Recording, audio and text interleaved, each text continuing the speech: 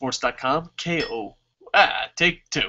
Welcome to Coco's Corner. I am the huge one, Dave Coco from Kocosports.com, KOCOsports.com, your home for combat sports, where it's okay to be a passionate fan, and this is my NXT review. All right, so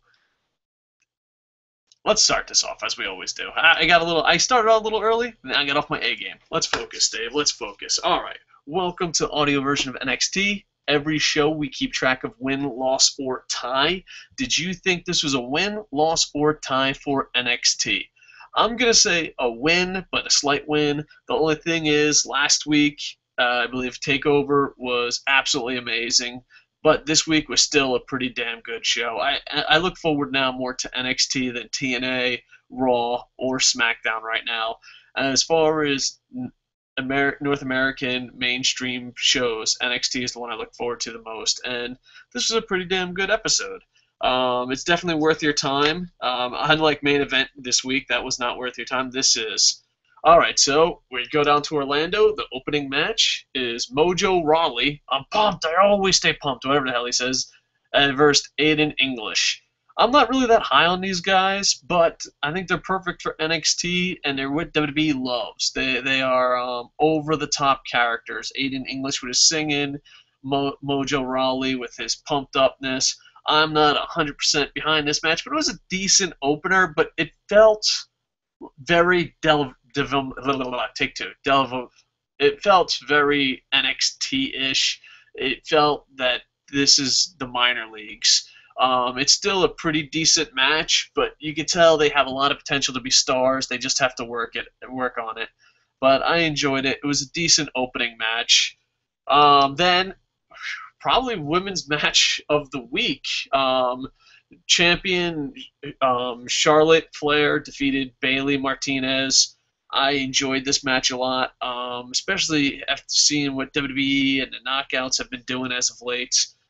Charlotte has just absolutely impressed me. I just can't believe how much she's improved. I believe she's like the Miz of women's wrestling, or Magnus of women's wrestling, where they started off so horrible and improved so much. I've never seen a woman improved as much as she has, so mad props to her. And they did a great job. The one thing I like about NXT is they keep the storyline simple, and when they keep the storyline simple, it makes you believe that the title means something. None of this stuff was over the top. There was no dead men. There was no, there was nothing crazy. It was just the titles mean something. And once again, after the match, there was run-ins from all different types of women, and Paige went out there, and really, I see the Divas champion way less than I see the NXT champion. The NXT Women's Champion is better. I mean, it's a better title. It's better booked. So I don't know. It's weird because WWE has a problem where everyone's like, oh, we want to see good wrestling, simple storylines, young talent, and then they make NXT, and you're like, yes, that's what we want. And, I'd rather watch NXT than Raw. And it's sad because, it could be this good on a way bigger stage. I hope they bring it up. But, yeah, I thought the video packages, how it felt important, everything about it just seemed to be great. And I'm looking forward to see women's wrestling from a WWE product. It's kind of crazy, but that's what NXT does. And hopefully these women start bumping out the Total Divas, a.k.a. Divas, and have women wrestling. Or at least maybe the women improve as much as Charlotte has. So, yeah, it was an overall great match. Definitely worth watching. Real fun. Then they had another match where it was Jason Jordan and Ty Dillinger. And these two guys look WWE-esque. Abercrombie and Fitch models. But they look like they have a little bit of a personality. They're really good wrestlers, and they have the WWE look. They went against two, I don't want to call them jobbers, but two guys that were unimportant. And it was a really, really good squash match. It wasn't perfect. I hope Jordan and Dillinger become a good tag team. I just hope they give them a name and they stick it out together. I like the future of where wrestling's going. Me and Boom Boom, we just did a show of the half-year review, and all we kept talking about was the future and the potential that all these wrestling companies have, that wrestling could be great. So I'm looking forward to tag team division, women's division. I'm looking forward to all this stuff. The only person that can stop them is dun dun dun dun. Oh man, why can't John Cena just go away? Then they did a funny segment. Number one contender for the NXT title, Tyler Breeze, debuted the music video. Gorgeous. I never thought I would say that in my life.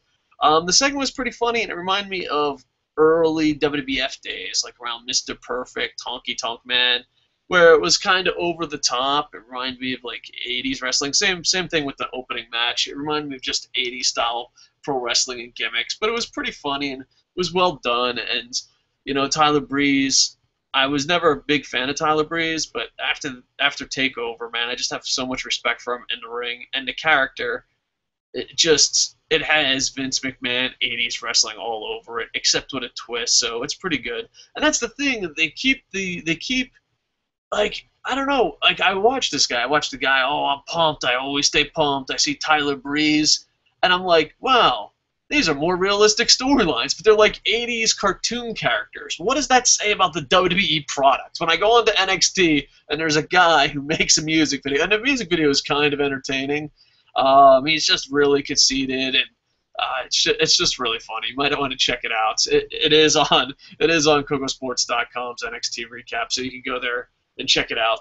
And then I was like, a good women's match, but then boom, nope, another great main event. NXT champion Neville defeats Justin Gabriel. Oh man, I feel so bad with Justin Gabriel. Man, if he just came out at the right time. So hopefully Justin has a bright future. But it was a decent match. It wasn't. I was expecting more from him, but it was still a pretty damn good match. Neville wins, and then the big thing is when it was over, Tyson Kidd came out and challenged him again and said sorry and shook hands and stuff. And it was so simple that it worked.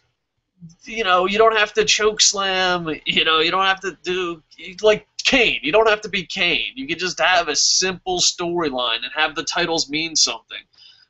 So Tyson Kidd goes out there, apologizes for the way he acts, asks for a rematch. Neville says one more time, and you cannot go wrong with Neville Tyson Kidd the rematch. There are internet reports that Tyson Kidd will be becoming a new gimmick, a masked gimmick. So I want to see. I hope they don't. Because WWE really fucks up mask gimmicks. So hopefully this is good. Because I've been watching Tyson Kidd for a really long time, even at FCW, and he's just an amazing wrestler. And hopefully with NXT and the future, and dun dun dun dun, please just go away, John Cena. Hopefully with those, I don't know. I don't know. Maybe it's because we just did a half-year review, but I really think the future looks bright, and I just wish we got there. I wish, hey, Triple H, go run the back. Hey, Batista, go make movies. Randy Orton, go find that special girl to poop in her bag and live happily ever after. John Cena, do anything. Do anything but professional wrestling. Oh, man, I just can't wait. Listen, ladies and gentlemen. Whatever John Cena does next, that's not pro wrestling. It is our job. It is our duty for pro wrestling. It is just our ultimate responsibility that we have to support it. Whatever John Cena does. If John Cena's like, you know what, I'm going to play in the NBA, we go balls out buying John Cena NBA jerseys and rooting that guy on. If he makes a rap, whatever John Cena does outside of wrestling, we need to support so he can never wrestle again. Oh, man, I joke all the time about a Kickstarter, so that's a possibility. But overall, NXT was a win. It's not as good as TakeOver, but, that was supposed to be a pay-per-view quality. But still, really good. Looking forward to it. The video packages were amazing. The stories were simple, enjoyable, great wrestling. And they even had a little bit of 80s-type gimmicks in it. So the women's match...